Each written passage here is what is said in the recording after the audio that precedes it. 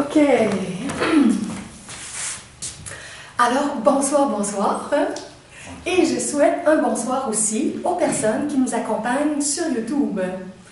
Alors, nous sommes 4 ici, au Centre Art Neuf de Montréal. Le site web du Centre Art Neuf, c'est artneuf.ca. Mais de façon virtuelle, pour la conférence de ce soir, René fait un guess. Combien tu penses qu'on est rendu virtuellement? Je sais pas, 1600? 1600? T'es proche? Oui. 1515. Ah. Pour la dernière vidéo, il y avait 1400 abonnés sur ma chaîne. Et ça fait un mois que je n'ai pas fait de vidéo. Il y a 115 personnes qui se sont abonnées. Donc, on est rendu 1515. Alors, en énergie, ce que j'offre ce soir, c'est pour un groupe de 1515 personnes qui vont recevoir ça dans leur courriel demain après-midi. Quand tout va être transformé puis envoyé sur YouTube, les gens vont être avisés par courriel, ceux qui se sont abonnés gratuitement. Des fois, les gens m'écrivent par courriel et me disent « Julie, est-ce que tu veux m'abonner pour tes vidéos sur YouTube? » Alors, pour vous abonner, si vous ne savez pas comment, c'est très très simple. En dessous d'une fenêtre de YouTube de mes vidéos à moi, ben de n'importe quelle vidéo sur YouTube, là, mais si vous voulez vous abonner sur ma chaîne, quand vous êtes en dessous d'une vidéo que moi j'ai faite, il y a un petit bouton, c'est marqué « S'abonner ». Vous avez juste à cliquer, puis ça va rentrer avec votre adresse courriel. Puis vous recevez l'information par courriel quand je sors une nouvelle vidéo. Alors, ici on est à Montréal, mais là, en ce moment, je salue des gens qui sont en France, qui sont en Belgique, qui sont en Suisse, qui sont en Martinique, qui sont aux États-Unis. Bon, des gens qui m'écrivent d'un petit peu partout. Alors, on est un beau groupe réuni pour ce qui va être partagé ce soir. OK. J'ai tellement de choses que je veux vous dire. Premièrement, pour ceux qui me suivent depuis assez longtemps, mon rythme de production de vidéos était à peu près une vidéo par semaine ou par 2 semaines. Et là, ça faisait un mois que je n'avais pas enregistré de nouvelles vidéos. Donc, il y a des gens qui m'ont dit, qui m'ont écrit, puis qui ont dit « Julie, est-ce que ça va bien? Est-ce que tout va bien dans ta vie? Qu'est-ce qui se passe? » J'ai trouvé ça très, très gentil, les gens qui m'ont envoyé un petit mot comme ça. La raison, c'est que j'ai dû laisser mon havre de paix. Pour ceux qui me suivent depuis plus longtemps, vous saviez que j'avais mon havre de paix. Il y en a eu un en 2013, il y en a eu un nouveau à la fin de 2013, début de 2014. Et j'avais annoncé que ce que je reçois en dons, tout ce que je fais, c'est des dons. Et même les consultations en privé, je fonctionne avec les dons. Et j'en reçois pas encore assez. Et j'ai dû remettre les clés de mon havre de paix à mon propriétaire. Le 17 février, je pense que je lui ai remis les clés. Alors, il y a eu une période de casse-tête. Qu'est-ce que je fais? Est-ce que j'essaie d'autres avenues? Tout ça. Après ça, le déménagement. Après ça, comment je me réorganise? En tout cas, fait que tout ça a été un peu une turbulence d'un mois, en plus de toutes sortes d'autres choses qui se sont passées dans ma vie, dont, entre autres, ma fille qui a fait un spectacle à son école pour secondaire en spectacle. Et c'était la finale à son école, puis elle a gagné avec une autre de ses amies. Je choisissais 2 personnes, puis elle a gagné. Donc, pour certaines personnes qui avaient vu ma soirée multidimensionnelle numéro 2, vous pouvez voir ma fille chanter. Je lui ai demandé si elle voulait venir chanter ce soir. J'ai dit, Sani, veux-tu venir chanter ta chanson du spectacle? Elle a chanté une chanson de Cœur de pirate. Qu'est-ce que c'était la chanson? Je me souviens plus du titre. Non, je m'en rappelle pas. Et puis elle a dit « Ah non, maman, ça ne me tente pas. » Donc, elle n'est pas encore artiste vraiment pour prendre toutes les tribunes qui peuvent passer. Elle a juste 14 ans. Puis en même temps, je lui disais j'étais contente qu'elle soit gagnante de son école avec son amie, mais moi, j'aime pas la compétition. Alors, j'étais un peu déchirée parce que j'étais triste en même temps pour les autres artistes, les autres jeunes qui avaient perdu. Puis je lui disais « Ah, moi, j'aimerais quasiment ça que tu puisses faire ton parcours d'artiste sans participer à des compétitions. » Mais c'est tellement difficile, tout est tellement organisé comme ça avec des concours. En tout cas, bon. Fait que ça, c'est mon côté à moi. Quand je me souviens, quand j'étais au collégial, j'avais gagné un prix une fois, c'était Allure et Originalité. C'était dans la période où je mettais plein de vêtements de couleurs éclatés. C'était pas ma période blanche. Puis j'avais gagné un méritas pour ça. Et quand je suis allée le prendre au micro, j'étais tellement mal parce que j'aurais voulu que l'autre fille, qui elle aussi était très originale et tout ça, elle avait des cheveux multicolores, en tout cas. Puis j'avais gagné, elle n'avait pas gagné, puis je pensais qu'elle gagnerait. En tout cas, à l'époque, mon chum, là, il était tout croche sur sa chaise, comment j'avais bafouillé au micro, parce que j'étais mal à récupérer un prix, que dans le fond, je voulais le partager avec l'autre. En tout cas, les compétitions, c'est pas mon domaine. J'aime vraiment pas les compétitions. mon espèce d'énergie d'unité préfère quand ça se passe autrement. Bon. Je voulais vous dire aussi en commençant au sujet des dons, parce que pour les gens qui me suivent, je dis toujours que je mentionne les dons que je reçois. J'aime ça être dans la transparence. Alors, je vous fais un petit résumé des dons. J'ai reçu dans le dernier mois pour 627 $ de dons dans les 4 dernières semaines. Alors, un immense merci aux gens qui m'ont fait des dons par Western Union, PayPal ou virement direct dans mon compte de banque. Alors, j'ai un merci à Laurent qui a envoyé 50 $. J'ai un merci à Thibault qui m'a envoyé 13 $. J'ai un merci à Frank des États-Unis qui m'a envoyé 50 $.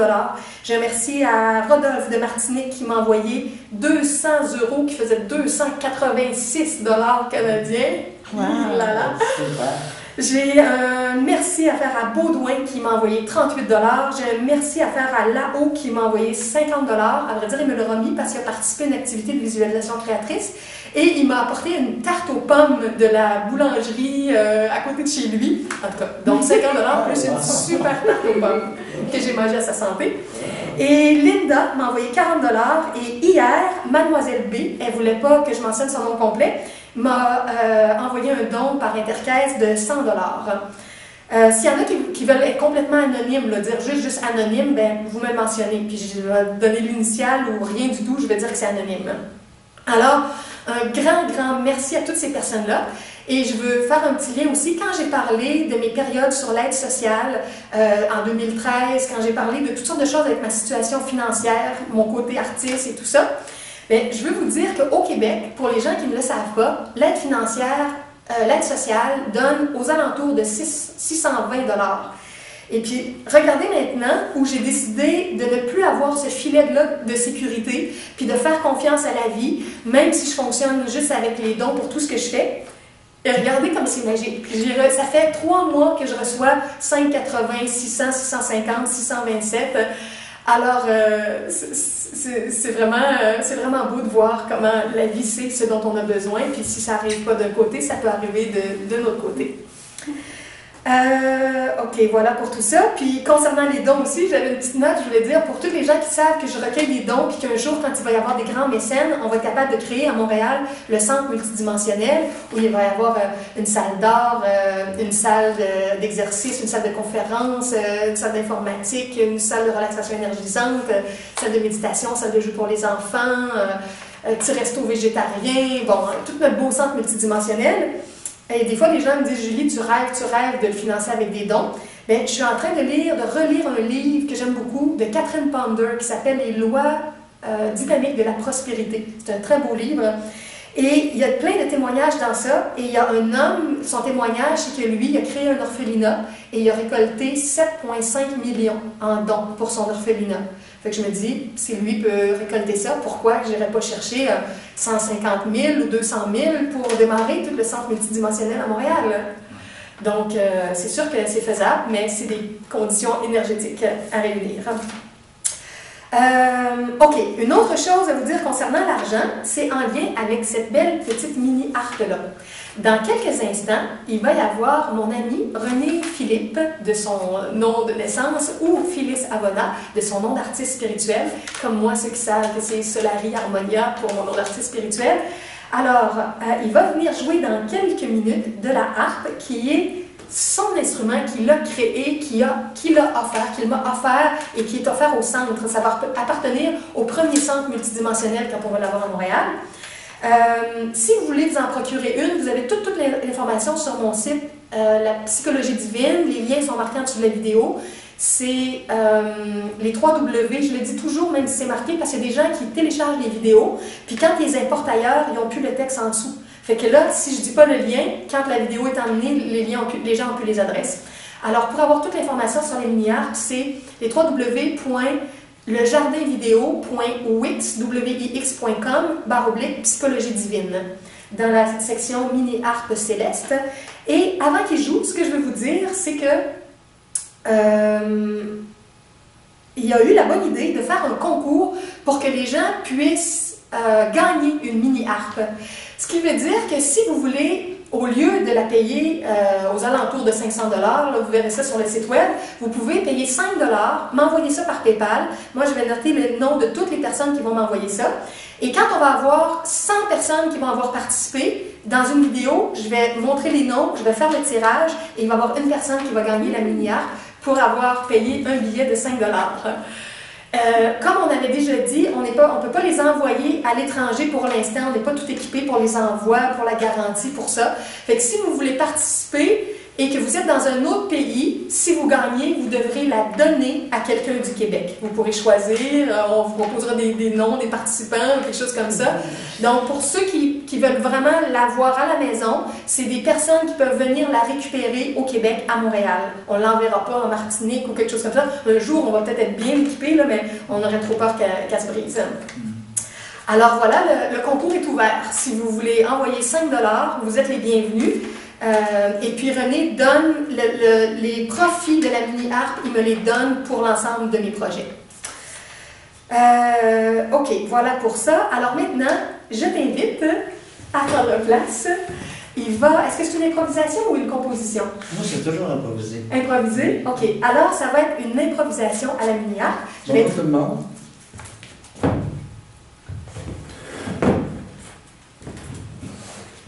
Dans le principe, de la façon que je joue, moi, il va y avoir des sessions de méditation musicale qui vont démarrer.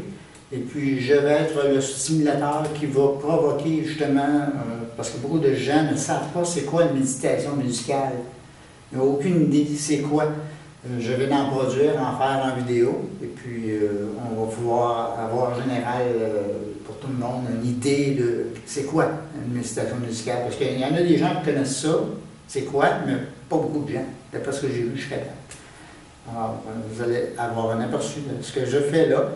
Imaginez, partant en méditation avec ce que je fais là, d'autres instruments embarquent, une flûte, un violon, un synthétiseur, et puis ça fait tout un ensemble de langage spirituel qui se parle musicalement.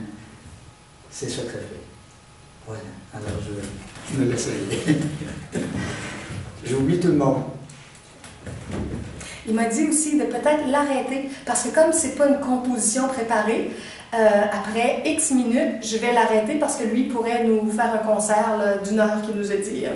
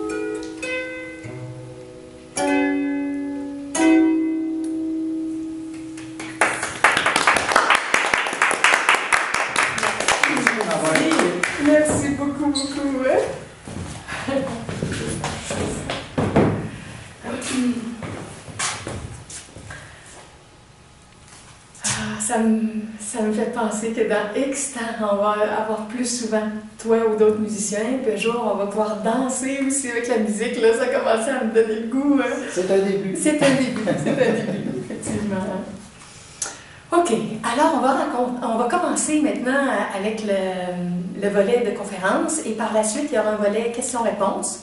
Les gens, vous, ici, vous pourrez poser des questions soit sur ce que j'aurais dit ou sur d'autres choses qui sont dans vos préoccupations psychologiques, spirituelles ou des choses que vous avez vues sur mes sites web, dans mes textes ou mes vidéos. Mais j'ai prévu une bonne heure de conférence. Alors, je vais vous donner une introduction avant de rentrer directement dans mon thème qui était prévu pour la soirée. Parce que j'ai vécu quelque chose de spécial cet après-midi, qui a fait entre autres que j'étais un peu en retard, mais tout le monde est en retard. Fait que c'était bien, il n'y avait personne qui était à l'heure juste ce soir. Et j'avais pas prévu de vous parler de ça, mais je veux le rajouter en introduction parce que c'était très précieux et très touchant pour moi cet après-midi. Donc je me suis dit, tiens donc, la vidéo est ce soir, je vais en parler. Alors avant de rentrer directement dans le thème, je veux vous parler un petit peu de ma mission spirituelle d'ensemble, de ce que je fais depuis des années. Tout ça a été déclenché cet après-midi parce que j'ai l'opportunité d'aller à la cabane à sucre avec des gens de ma famille le 22, donc samedi prochain. Puis je ne sais pas si je vais dire oui, si je vais dire non. Et pour des gens ordinaires, c'est très très simple. Oui, non, j'y vais pas. Puis pour moi, une décision aussi simple que ça, c'est jamais simple comme on pourrait imaginer que ce serait simple. Et je vais vous dire ce que ça m'a fait découvrir parce que je voyais que mon cœur balançait. Est-ce que j'y vais, est-ce que j'y vais pas? Est-ce que je vais voir mes cousins, mes oncles, mes tantes? Est-ce que j'y vais pas? Bon.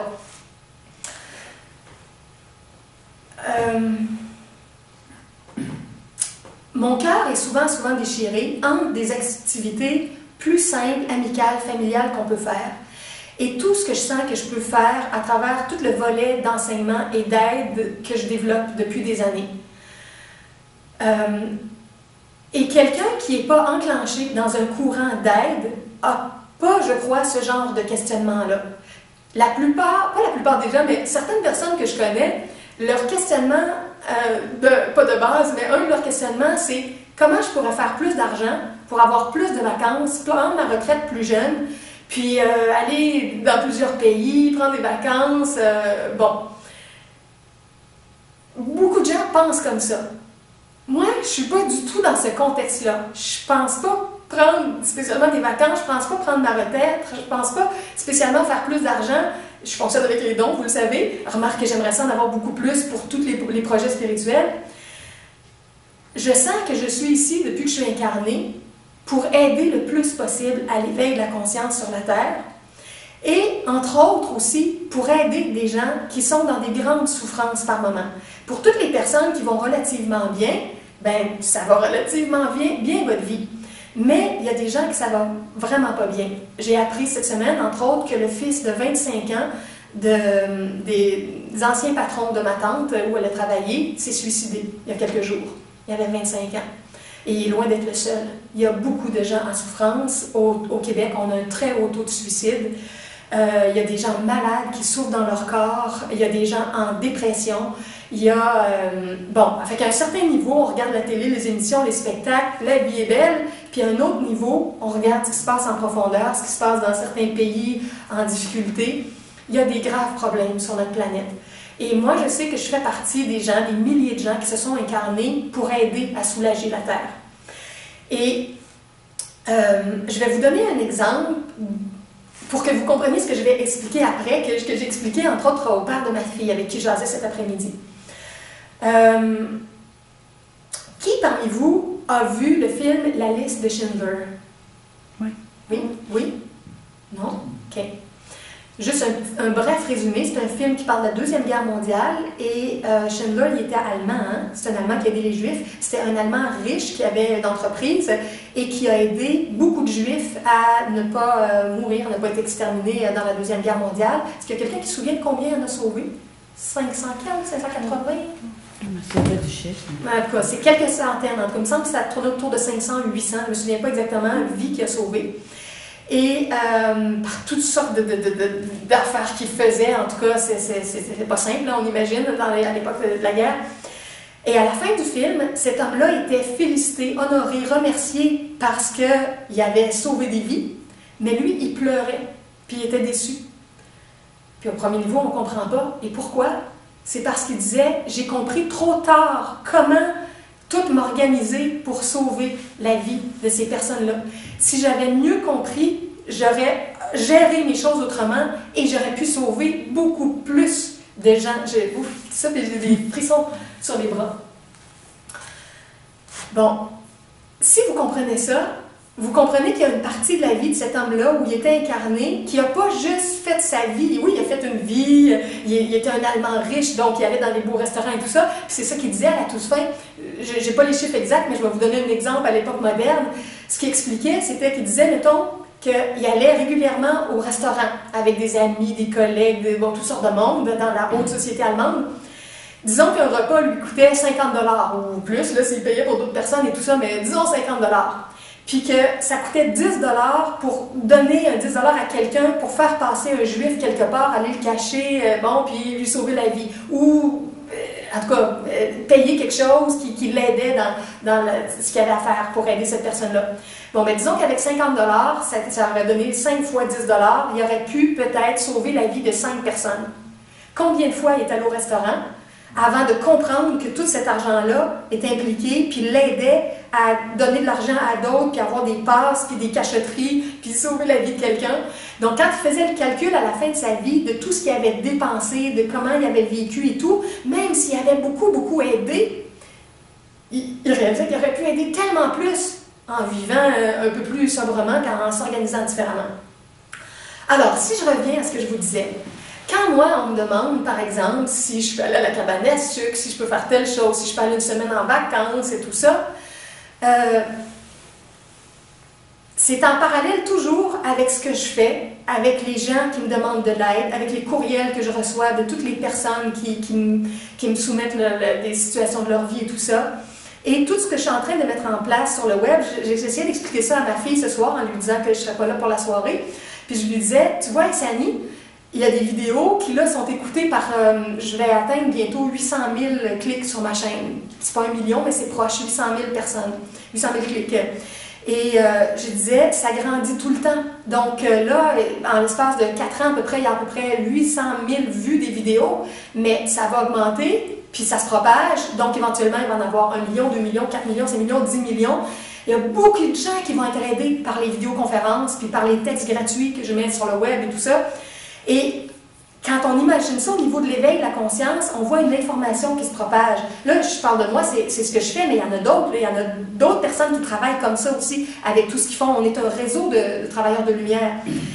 Alors, ce que moi je sais aussi, puis que beaucoup de gens ne savent pas, c'est que quand on s'en va dans les sphères de lumière, on ne s'en va pas tous dans des sphères très, très, très lumineuses. On s'en va à un endroit qui correspond à notre taux vibratoire au moment où on désincarne.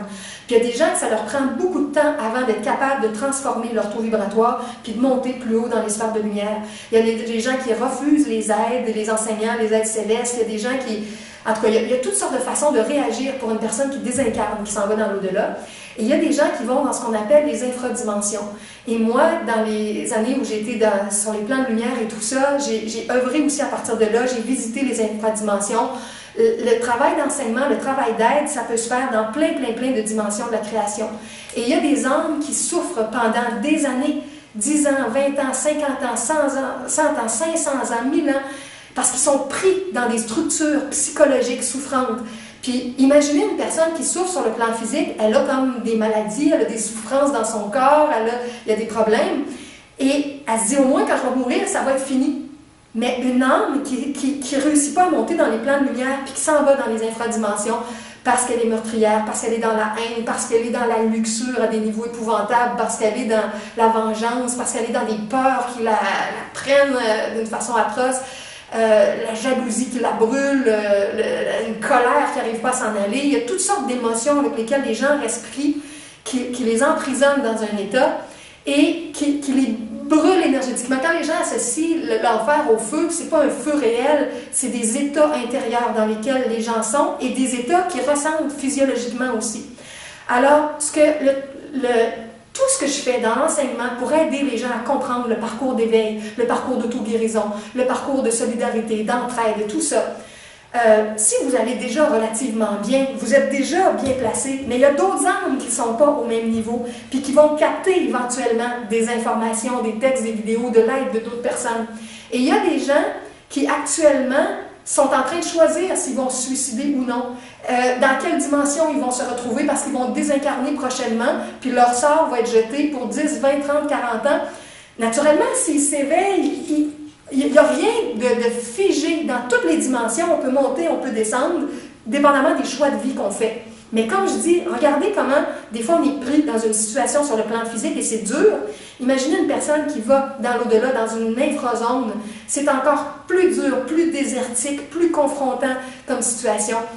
Je lisais un témoignage d'un médium qui avait capté des témoignages des gens dans l'au-delà, d'un homme qui a travaillé dans la vivisection, les laboratoires où on maltraite les animaux. Alors cet homme-là s'est retrouvé, quand il est désincarné, dans une infradimension où il y avait des animaux sauvages qui allaient près de lui, qui voulaient l'attaquer, qui faisaient des peurs, il s'est retrouvé pendant plusieurs années dans un milieu très, très, très hostile, d'une vibration qui correspondait à la cruauté que lui-même avait en faisant ses expériences froidement sur les animaux. Et il n'avait pas conscience de ça, là. Lui faisait ça pour le bénéfice de la science avec un très bon salaire à chaque année. Puis il pensait que, peut-être qu'il pensait même qu'il n'y avait rien, c'était peut-être un athée, qui pensait qu'il n'y aurait rien après. Et quand il est désincarné, il s'est retrouvé dans une zone avec des êtres de vibration, de cruauté et des animaux cruels. Et c'était un parcours très long avant qu'il remonte sa vibration, qu'il comprenne, qu'il puisse changer des choses. Bon. Alors, ici, là, au Québec, en France, en Australie, on va bien en général, la vie est assez belle, mais c'est pas beau partout. Il y a vraiment des zones qui sont difficiles, des âmes en souffrance. Et moi, je sais que tout ce que je fais, il va contribuer à les récupérer ici et là certaines âmes. Et comme Yeshua l'explique aussi avec ses vidéos en Australie, on a un temps limité sur le plan physique. Tout le monde en est ici pour un certain temps. Et moi, je sais qu'avec tout ce que j'enseigne, la préparation que j'ai, que je vais être ici pour une grande période. Des fois, je dis, dans mes visions, je vais dépasser le 100 ans, je vais avoir 200, 300. Ma vision, c'est que je vais quitter le plan physique entre 500 et 700 ans. Je vais aider beaucoup, beaucoup, beaucoup de gens à passer sur les plans de lumière. J'ai établi un ancrage ici pour longtemps. Mais en tout cas, peu importe le temps, que je sois ici 80 ou 100 ou 300 ou 500, avec la longévité, on appelle ça l'élixir de longue vie, avec la sexualité tantrique, entre autres, ce que ça peut transformer dans nos énergies. Peu importe le temps que je serai là, le temps est quand même compté. Et je sais qu'à un moment donné, ce que je mets en place, ça va être terminé, puis je vais devoir passer un autre plan. Et tout ce qui est fait ici maintenant, ça l'aide les gens qui sont dans une certaine vibration et beaucoup de gens aussi qui sont dans une vibration semblable, qui ne sont pas sur le plan physique, mais qui voient ce qu'on fait sur la Terre en ce moment. Et comme Yeshua le dit parfois pour ses conférences en Australie, comme lui il est clairvoyant et qu'il voit beaucoup les âmes qui accompagnent, il voit parfois des milliers d'âmes qui assistent aux conférences du plan physique et qui sont là et qui s'enrichissent avec l'information, en plus de ce qu'on est en train de faire ici sur le plan physique. Et ce qu'il dit, c'est qu'une fois qu'on chemine puis qu'on atteint des niveaux de sphère céleste plus élevés, c'est exigeant de baisser la vibration, puis de baisser, puis d'aller aider nos frères et sœurs qui sont dans les vibrations plus basses. Puis plus c'est bas, plus c'est exigeant, puis il y en a plein de volontaires, de travailleurs de lumière qui font ça, mais il y a moins de travailleurs de lumière disponibles en comparaison aux âmes en souffrance en ce moment qui souffrent dans différents plans. Et tout ce qu'on peut faire en ce moment pour mettre la lumière sur le plan physique, ça l'aide les gens du plan physique, mais ça l'aide beaucoup de gens des infradimensions qui sont capables de capter des choses du plan physique. Fait qu'il y a beaucoup plus que 7 milliards d'êtres qui sont aidés par le courant de croissance personnelle qu'on est en train de développer sur la Terre. Il y a des milliards d'êtres qui vivent dans des infrazones en ce moment et qui captent des enseignements, des choses, des nouvelles compréhensions. Alors, c'est pour tous ces milliards d'êtres-là qu'on est en train de faire quelque chose. Donc, si je reviens à mes questions du départ, quand je me demande, à un moment donné, les pauses que je me donne, les vacances que je me donne, les congés, les fêtes familiales et sociales auxquelles je participe, pour moi, c'est toujours en parallèle avec tout ça.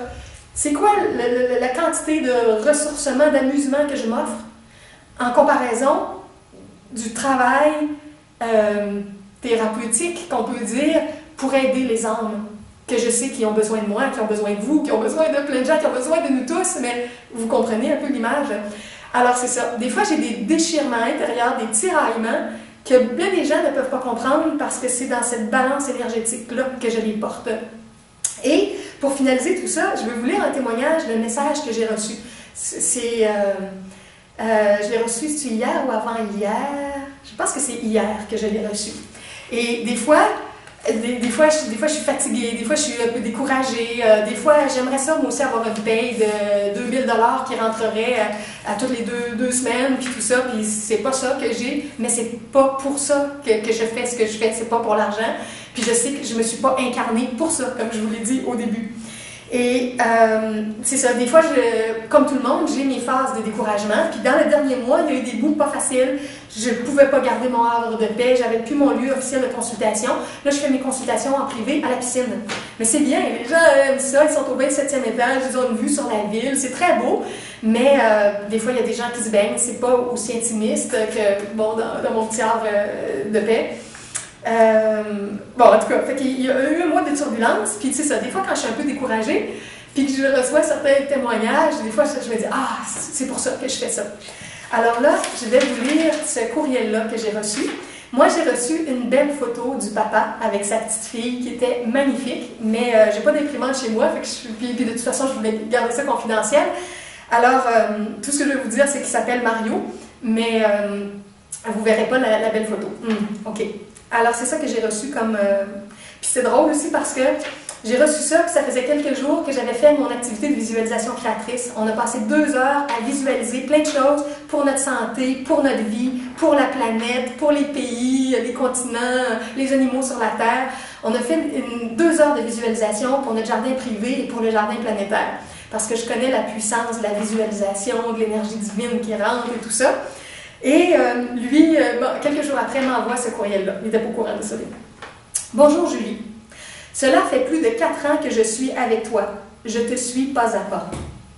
Moi, je ne le savais pas. C'est le premier courriel qu'il m'envoie. Il me suit sur le web. J'ai une belle petite fille de 5 ans. Elle et moi écoutons tes messages d'amour et de tendresse religieusement, entre guillemets. Ma conjointe de vie, sa maman, nous a fait découvrir ses cadeaux de vie. Je suis un miraculé de la vie. Tu y es assurément pour quelque chose. J'ai eu un accident d'automobile. Je ne devais plus marcher selon les médecins. J'ai été plus de 6 mois au lit sans pouvoir bouger. Je voulais partir. Partir loin, très loin. Ma fille m'a demandé pourquoi et elle m'a demandé de penser très fort à toi et tes messages d'amour. Cela m'a ouvert les yeux. J'ai senti une énergie passer en moi. Je t'ai vu. Nous sommes tellement vulnérables face à la vie que nous oublions parfois notre rôle d'homme, de père, de professionnel, de conjoint, etc. Cela m'a pris plus de 5 jours pour bouger une orteil. À chaque fois que je faisais un pas de plus, je te remerciais. Ma grande fille était toujours avec moi. Elle me le rappelait. Ma conjointe m'aidait du mieux qu'elle pouvait, mais elle devait travailler pour subvenir à nos besoins. J'ai aussi commencé le massage tantrique pour augmenter mon niveau d'énergie. Cela m'aide beaucoup. J'aimerais te rencontrer pour te remercier et te dire à quel point je t'aime. Merci à toi, avec amour et tendresse, Marie. Hein? Je pleurais quand j'ai lu ce message-là. Je ne savais pas, là, moi. Je fais mes textes, j'envoie mes vidéos, je ne sais pas qui ça touche exactement. Des bouteilles à la mer. Des bouteilles à la mer. Puis lui, il m'envoie ça. Puis sa petite fille a 5 ans, puis elle écoute les vidéos avec lui. 5 ans. C'est son petit ange. Puis c'est la mère, cette femme-là dans la famille qui a découvert ça en premier. Puis quand son mari a eu un accident, elle a connecté à ça. Fait que c'est ça, on ne sait pas toujours qu'est-ce qu'on met en place, qu'est-ce qu'on offre à quelqu'un, qu'est-ce qu'on donne, quelle porte ça va ouvrir éventuellement. Alors, ne sous-estimez jamais les gestes, les mains tendues, les perches que vous transmettez avec une information, avec un site, avec quelque chose. On ne sait pas toujours qu'est-ce que ça va avoir comme rayonnement au fil du temps. OK, alors voilà pour ça. Je rentre maintenant avec ce qui était officiellement au programme. OK, ceux qui ont reçu l'invitation par courriel, ça disait que le titre de la conférence de ce soir, c'était « La guérison par l'amour ». Et finalement, entre hier et aujourd'hui, entre le moment où j'ai envoyé l'invitation et tout ce qui s'est passé, j'ai réalisé qu'il y avait un autre thème que je voulais vous parler aussi, donc ça va être double. Je vais vous parler de ça, la guérison par l'amour, et je vais vous parler de ce que j'appelle les larmes de joie en compagnie de Dieu ou de notre amoureux ou amoureuse. Alors, vous comprendrez pourquoi. J'ai arrivé à un point où je ne savais plus exactement lequel des deux thèmes je voulais choisir, puis là, je me suis dit, bon, ben, je vais leur faire une belle petite synthèse sur les deux thèmes. Ce qui s'est passé aussi, c'est que comme j'étais en train de préparer énergétiquement ma conférence sur le thème « La guérison par l'amour », hier, j'ai reçu des inspirations puissantes pour écrire un petit texte qui parlait de ça. Je ne suis jamais pleinement satisfaite quand je finis d'écrire un texte parce que finalement, j'ai écrit 20 pages et je pourrais écrire au moins 100 pages sur ça pour détailler, mettre des exemples. Et c'est pas ça, là, j'ai mis juste le noyau en 20 pages. Mais c'était au moins un noyau de 20 pages. Alors, ce que je veux vous dire, c'est que ce soir, je vais vous parler un petit peu de ça, mais vous avez déjà un texte de référence qui est sur mon site que j'ai mentionné tantôt, La psychologie divine, dans la section, allez dans la section nouveautés, c'est là que j'annonce tous les nouveaux. Donc, le dernier lien d'hier dans la section nouveautés, je mentionne mon texte qui s'appelle La guérison par l'amour, puis vous pouvez cliquer, puis le texte en PDF s'ouvre sur le site web. Vous pouvez le télécharger aussi. Bon, alors, comme j'ai mis toute une petite partie du résumé dans mon texte, quand j'ai tout eu fini ça, puis qu'il était 11 heures hier soir, c'est un peu comme si j'avais déjà donné ma conférence. Je ne l'avais pas donnée, hein? C'est maintenant que j'ai à la donner.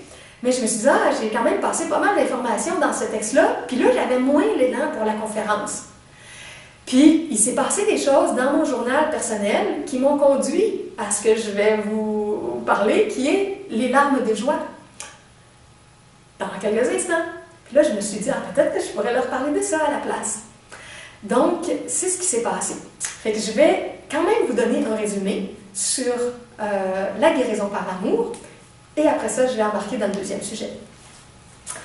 OK, la guérison par l'amour, ça fait des années que je parle de guérison, que je partage les outils que je découvre, que j'ai fait mon site La Santé Illimitée qui résume plus de 25 avenues d'auto-guérison. Ça, c'est les www.everyoneweb.fr/la santé illimitée. Il y a plus de 20 années de recherche sur cette page-là. Parce que quand quelqu'un devient malade et qu'il se met à chercher des avenues pour se guérir, c'est compliqué. Puis si la personne n'est pas dans le domaine des médecines douces depuis longtemps, c'est vaste tout cet univers-là. Et quand on est malade, on a moins d'énergie. Des fois, on a moins d'argent parce qu'on travaille moins. Il y a des complications familiales, tout ça. Alors, ce résumé-là, pour moi, il était précieux. Puis comme tout le reste, j'aurais pu le vendre. J'ai eu toutes sortes de propositions, des fois, d'édition pour vendre mes textes, mes livres. Hein? Puis j'aurais pu avoir X milliers de dollars si j'avais accepté ça. Mais mon cœur me disait, c'est tellement précieux, je ne peux pas vendre ça. Je dois le donner à l'humanité. Et je le donne. Depuis 1993 que j'écris, et je donne toutes mes synthèses d'informations. Et je dis toujours aux gens, si vous voulez, si vous pouvez, faites un don. Et dans ma conscience, je suis plus heureuse comme ça. Des fois, j'en arrache financièrement, puis je remets ça en question, puis je rebrasse ça autrement. Puis il y a des gens qui me disent « charge Julie », puis ici, puis ça, puis bon. Puis je le brasse, je le soupèse de toutes sortes de façons, puis je reviens toujours à la même chose. C'est trop précieux. C'est trop précieux. Je ne peux pas vendre ça. Ça mérite, ça doit être donné à l'humanité pour aider le plus de gens possible. Alors, dans toutes ces découvertes-là, il y a plein d'avenues de guérison, puis je suis sûre que vous en connaissez plusieurs, vous autres aussi, avec votre chemin de vie, vos découvertes, vos expériences. Tout le monde connaît certaines avenues de guérison. Mais comme je reçois chaque jour, chaque semaine, des courriels de gens, des gens qui n'ont pas tout lu mes livres et tout écouté mes vidéos, des fois il y en a qui m'écrivent et qui me disent « Ah, Julie, ça fait 2 jours que je t'ai découvert par hasard sur le web. » Donc, ils n'ont pas beaucoup de bagages que j'ai partagés. Puis là, ils ont des problèmes de santé. Puis ils me demandent « Qu'est-ce que tu me suggères? » Puis là, bon, j'ai cette page-là qui a 25 avenues et tout ça, puis bon. Mais vous parler ce soir, c'est ce qui est pour moi le cœur de la guérison. On peut se guérir de plein de moyens, de toutes sortes de façons. Mais ce que je trouve qui est le plus profond, le plus durable, quand on pense à notre âme, non pas juste à notre corps, parce que des fois on cherche un soulagement rapide pour le corps, mais quand on découvre tout ce qui est la psychologie multidimensionnelle, on sait qu'on a une âme, puis que notre âme, elle va continuer à vivre, même quand on n'aura plus notre corps physique, quand on va désincarner, on va continuer dans les différents plans de lumière ou d'ombre, dépendamment où on va se situer. Et on va continuer à cheminer. Alors, pour notre âme, ce qui est le mieux pour notre âme en profondeur, c'est la guérison par amour, selon moi. Et dans mon texte, en résumant des informations, j'ai mentionné qu'il y a 3 sortes d'amour, 3 avenues dans l'amour, entre autres, qu'on peut travailler en priorité. C'est tout ce qui touche l'amour de soi, l'amour des autres et l'amour de Dieu, ou l'amour de ce que j'appelle la source d'amour infini. Ces 3 volets-là sont interreliés, mais sont distincts. Il y a des gens qui ont plus de facilité à s'aimer eux, à s'organiser dans leur jardin privé, et ils ont de la difficulté à s'ouvrir pour aimer les autres. Il y a des gens, c'est l'inverse. Ils ont de la facilité à aller vers les autres, mais leur jardin privé, s'occuper davantage d'eux, c'est plus difficile. Je pense à ma mère, qui était la fille la plus vieille de sa famille, que sa mère est allée à l'hôpital pour un cancer du sein, alors que ma mère était toute jeune, elle avait, je sais pas, je pense 10 ans, quelque chose comme ça. Ben, ma mère est devenue un peu la mère de la famille à 10 ans pour aider son père et aider ses frères et sœurs. Puis quand elle a commencé à travailler, ben, ses payes, c'était pour la maison, puis c'était pour payer des études à son frère, le premier qui est allé au séminaire.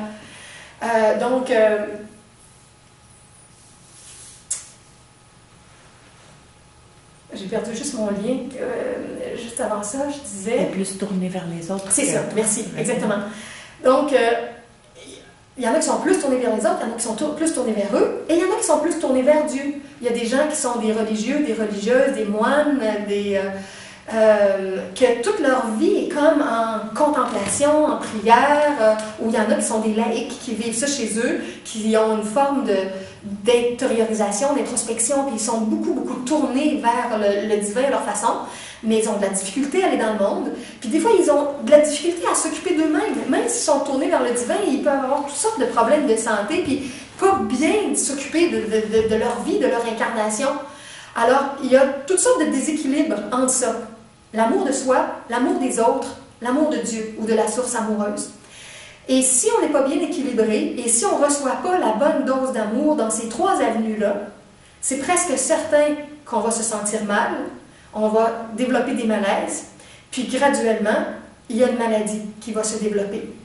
Parce que quand l'énergie d'amour ne vient plus nous vitaliser suffisamment, il y a comme une carence en lumière dans notre structure énergétique.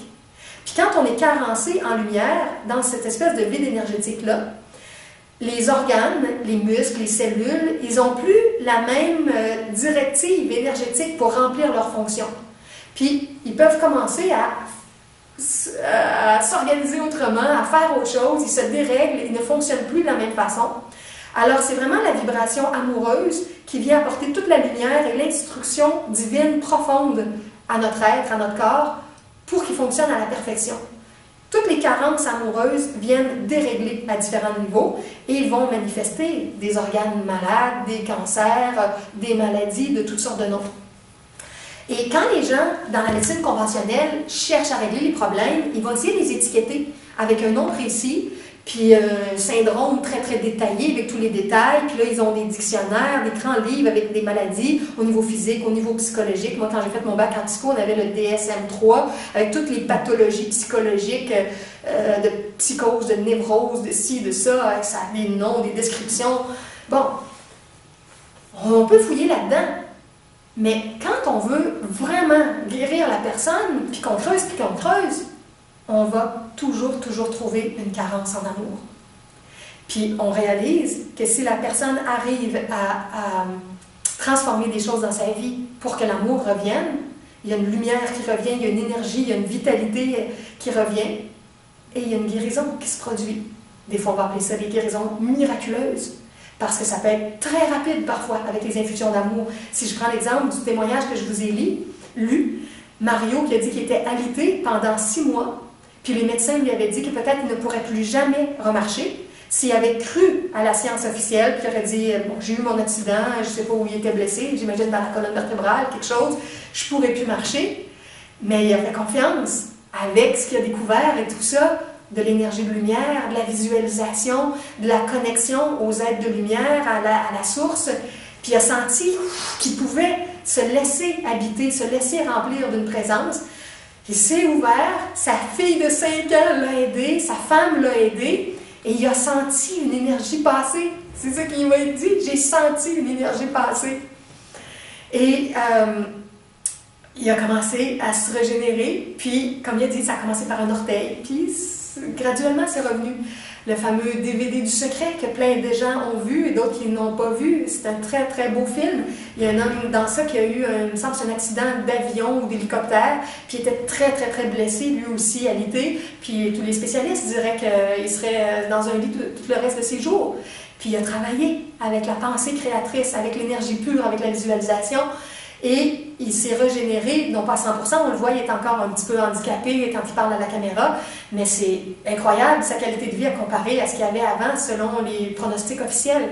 Alors, quelle que soit votre condition de santé, votre problème ou le problème d'un de vos proches, un parent, un enfant, un ami, un voisin, tous les problèmes peuvent être réglés, peuvent être solutionnés, peuvent être guéris si on s'ouvre à l'amour.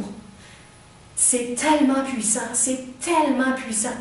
L'amour, c'est l'énergie de vie, c'est la vitalité, c'est ce qui donne la vie partout en abondance, sur la terre, dans la création. Et souvent, on va chercher toutes sortes d'autres avenues qui ont une dose de vitalité, d'énergie dedans. Je pense à ma mère en ce moment qui a certains problèmes de santé, puis qui a décidé d'aller un peu vers une massothérapeute, un peu vers une ostéopathe, un peu vers... une psychologue aussi, elle a fait certaines sessions de psychologie. J'étais très, très fière d'elle, très contente. Elle est même allée en thérapie. Et bon, il y a toutes sortes d'avenues. Tout ça donne de l'énergie. Mais la plus puissante parmi tout ce que vous pouvez prendre, c'est l'amour. Mais ce qui est difficile, c'est comment arriver à se connecter à cet amour-là qui existe, qui est là, comment le ressentir, comment le vibrer, comment l'exprimer. Ça, c'est moins simple. Et c'est là-dessus que je n'ai pas encore assez détaillé, puis ça va venir éventuellement dans les temps à venir. Je vais essayer de détailler davantage comment le faire. Mais j'ai la compréhension maintenant, à l'état pur, comment c'est l'avenue la plus directe. Alors, ce que je marque entre autres dans mon texte, c'est que si vous avez des problèmes actuellement, physiques, psychologiques, spirituels, quelle que soit la zone qui vous cause des soucis, il y a 3 questions principales que vous pouvez vous poser dans votre journée. Comment je pourrais m'aimer plus moi-même aujourd'hui? Si vous faites quelque chose dans votre journée qui fait que vous arrivez à vous aimer plus, à monter votre estime de vous-même, à être plus fier, plus en paix avec vous-même, vous recevez une charge de lumière dans ça qui va déjà être en train de vous nourrir, de vous guérir, d'émaner des choses qui vont vous attirer des nouvelles opportunités. Première question. Deuxième question. Qu'est-ce que je peux faire aujourd'hui pour aimer plus des gens autour de moi, dans mon milieu? Est-ce que c'est en leur cuisinant un bon petit plat? Est-ce que c'est en les appelant au téléphone? Est-ce que c'est en allant leur faire un massage de tête? Est-ce que c'est en leur donnant un lift avec ma voiture? Est-ce que c'est en gardant leur enfant une demi-heure? Est-ce que c'est en leur donnant 10$ parce que j'en ai un de trop et eux ils n'ont un de moins, ça va leur faire du bien de leur donner 10$? Est-ce que c'est d'aller réparer leur ordinateur, tondre leur pelouse? Est-ce que c'est de les aider pendant qu'ils repeignent quelque chose? Est-ce que c'est d'avoir une session de discussion, de thérapie ensemble? Est-ce que c'est de leur passer un livre que j'ai qui m'a beaucoup aidé, de leur donner une adresse web qui est précieuse pour moi? Qu'est-ce que je peux faire aujourd'hui pour aimer plus quelqu'un autour de moi? C'est l'énergie d'amour qui va rayonner. Puis pour que vous le transmettiez à quelqu'un, elle va d'abord passer à l'intérieur de vous, en idée, en énergie, en joie. Elle va vous habiter. Ça va commencer à rayonner. Alors, c'est toute une autre avenue. Comment je peux aider d'autres personnes? Comment je peux aimer d'autres personnes? Et si on le fait de façon plus personnalisée, là où on a des problèmes en amour, c'est des fois, c'est parce qu'on a un conflit majeur d'amour. Il y a certaines personnes qu'on haït, qu'on n'aime pas, qui nous tombent sur les nerfs. Ces gens-là, là, on s'en rend pas compte, mais ça nous gruge en énergie la façon dont on est incapable de les aimer. Puis on essaie de les oublier, puis de pas y penser trop souvent, puis de pas trop les croiser. Mais les gens qu'on n'aime pas, les gens qu'on déteste, les gens qu'on juge, les gens qu'on critique, qu'on dénigre, toutes ces personnes-là, à toutes les fois qu'on pense à eux dans cette énergie-là, on s'envoie dans notre champ d'énergie toute cette haine-là, cette colère-là, ce jugement-là. Ça nous habite dans toute notre structure avant même que ça se rende à l'autre personne. Alors, sans le savoir, on saillit nous-mêmes quand on est en train d'haïr quelqu'un d'autre. Alors, quand vous vous posez la question, comment aujourd'hui je pourrais aimer davantage les gens autour de moi? Vous pouvez essayer d'identifier quelques personnes que vous connaissez dans votre présent ou votre passé, des gens que ça fait peut-être des années que vous n'avez plus vus, puis que vous n'arrivez pas à aimer. Et là, votre question, ça va être, qu'est-ce que je pourrais faire aujourd'hui pour aimer un peu plus cette personne-là? Peut-être pas aller y parler, peut-être pas aller l'aider, mais à l'intérieur de moi. Comment je pourrais m'imaginer davantage dans les souliers ou les sandales, parce que là je suis en sandales, les sandales de cette personne-là, pour comprendre qu'est-ce qu'elle vit en ce moment, qu'est-ce qu'elle a vécu, quel genre de famille elle a eu, quel genre d'enfance, de parents, qui l'ont fait devenir comme elle est maintenant. Puis si je la comprenais plus, cette personne-là, si je savais plus son histoire, ou même si je pouvais me l'imaginer, peut-être que je ne suis pas capable de savoir sa vraie histoire, peut-être qu'elle ne veut pas me la raconter, que je ne veux même pas lui demander, mais je peux peut-être m'en inventer une en regardant de quoi elle a l'air, je peux peut-être inventer son histoire. Et si j'arrive à me croire qu'elle a peut-être eu une histoire comme ça, est-ce que je vais être capable d'avoir encore autant de jugement, de dénigrement, de mépris, de colère face à cette personne-là? Parce que souvent, c'est ça, quand on connaît le détail de l'histoire de quelqu'un, ça change beaucoup. Je regardais l'émission 30 vies cette semaine ou la semaine passée, que beaucoup de Québécois connaissent, qui se passe dans une école secondaire, puis on voit toujours un professeur avec ses élèves, puis toutes les situations privées des élèves et des professeurs. Et il y avait une étudiante très, très difficile depuis plusieurs jours, puis elle critiquait tous les étudiants, les blastait, les dénigrait, elle était méchante, là, tout le monde était en train de l'haïr. Puis on ne comprenait pas pourquoi elle était méchante comme ça. Et finalement, quand on comprend, quand l'histoire nous amène à comprendre, ben, le scénario, c'était que cette jeune fille-là, elle avait appris qu'elle avait la leucémie, et elle savait que quand elle le dirait, peut-être que les gens réagiraient mal, il y aurait des gens qui n'auraient plus lui parler parce qu'ils auraient peur de lui parler de sa maladie. Elle sentait que c'était pour affecter beaucoup ses relations. Fait qu'au lieu d'être délaissée par les gens, elle s'est dit, je vais les repousser moi-même en premier.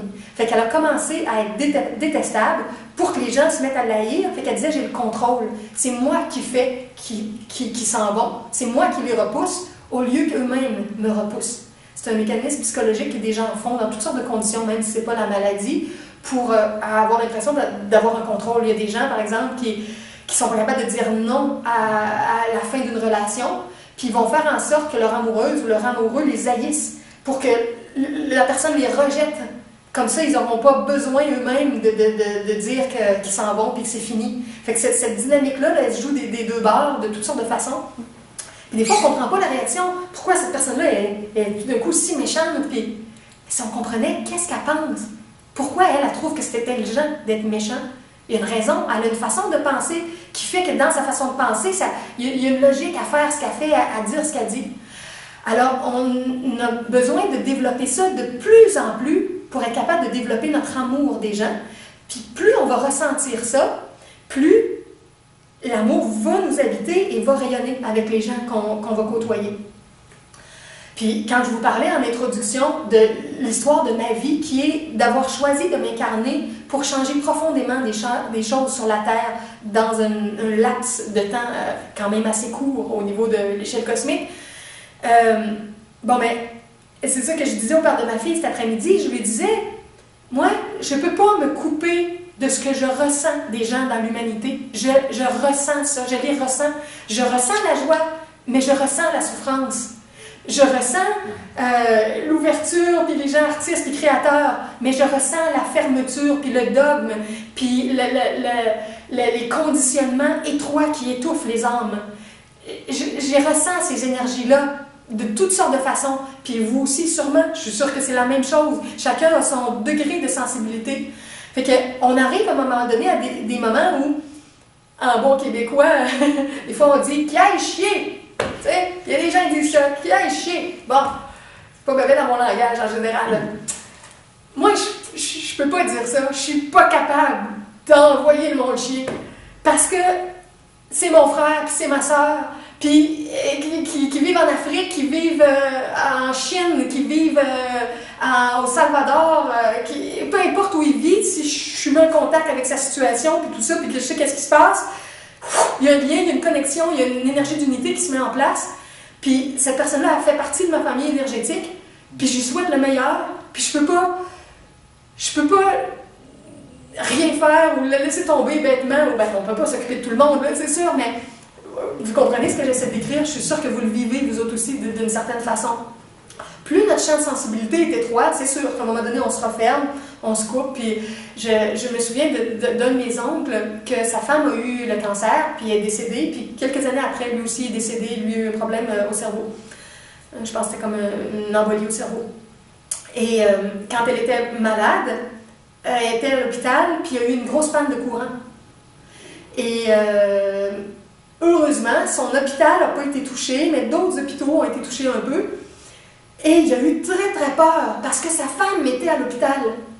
Et pour la première fois de sa vie, il a pensé à ce que ça pouvait vouloir dire un pays en difficulté, qui n'ont pas de l'électricité facile comme nous, puis qui ont des pannes de courant, puis comment ça va affecter les services de soins. Puis tout d'un coup, sa compassion s'est élargie, puis il était capable d'englober dans son champ d'énergie des gens qui étaient dans des hôpitaux, dans des pays en difficulté. Pourquoi? Parce que son amour s'était ouvert pour sa femme malade à l'hôpital qui avait besoin des soins là. Alors c'est ça, notre éveil de conscience, notre éveil de sensibilité, qui est tout relié à notre ouverture au divin, à l'énergie de la Mère divine, du Père divin qui nous habite, puis qui rouvre notre champ d'énergie. Tout ça, ça se développe, puis ça a des bons et des mauvais côtés. Parce qu'on ressent plein de bonnes choses, mais on ressent aussi des choses difficiles. Puis on doit composer avec tout ça. Fait qu'on n'a pas les mêmes avantages, on n'a pas les mêmes inconvénients, dépendamment de comment se trouve notre état de conscience.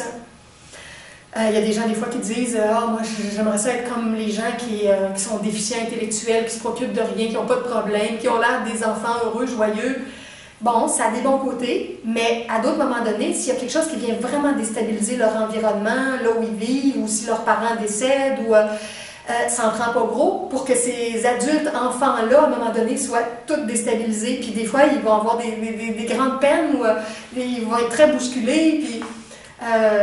bon, c'est pas les mêmes choses qui, eux, vont venir les brasser que nous, ils peuvent nous brasser. Alors, bon, ça c'était en gros des choses que je voulais dire sur l'amour des autres. Quand on parle de l'amour de Dieu maintenant, le troisième pôle, amour de soi, amour des autres, amour de Dieu.